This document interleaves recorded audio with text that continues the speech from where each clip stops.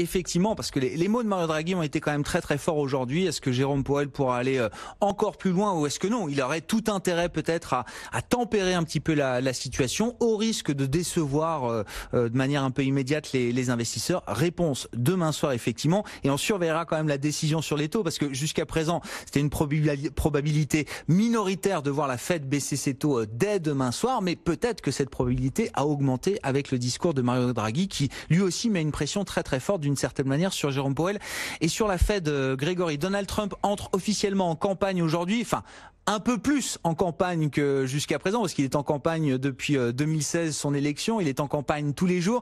Blague à part, est-ce que ça change quelque chose? Est-ce que c'est un facteur de soutien supplémentaire d'ailleurs pour les marchés de voir un Donald Trump qui va officiellement être candidat à sa réélection à partir d'aujourd'hui? Bon, on savait qu'il allait être candidat. Je dirais, les marchés en ce moment n'ont pas encore vraiment regardé les sondages. Et je vais m'expliquer. Les sondages d'opinion ne sont pas du tout favorables à Donald Trump, d'abord. Il faut bien voir que les derniers sondages ont mis 6 candidats démocrates en tête face à une élection où il se retrouverait face à un Donald Trump. Par exemple, Joe Biden, dans le dernier sondage, a 13% d'avance sur Donald Trump. Alors pourquoi je vous dis les marchés n'ont pas regardé? C'est parce que en fait, les marchés aiment Donald Trump. Quoi. Il faut pas se le cacher.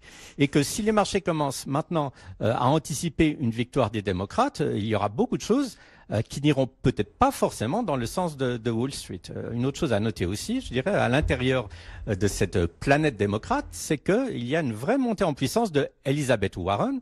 Elizabeth Warren, c'est peut-être, avec Sanders, la candidate la plus à gauche du parti démocrate. Donc je dirais cette entrée en campagne de Trump, il en a besoin parce que d'abord il a besoin de gagner des opinions favorables. Il doit pouvoir de plus en plus parler de ses achievements, donc de ce qu'il a réussi ou qu'il prétend avoir réussi au niveau de l'économie. Et on comprend totalement qu'en fait sa grande crainte, ça soit que quand on soit à quelques mois des élections, l'économie se retourne, il y a une récession, le chômage remonte et qu'à ce moment-là, ça donne des munitions supplémentaires aux démocrates. Donc tous les discours et tous les tweets de Trump vis-à-vis de Draghi, vis-à-vis de la Chine, etc., c'est aussi tourné vers sa réélection.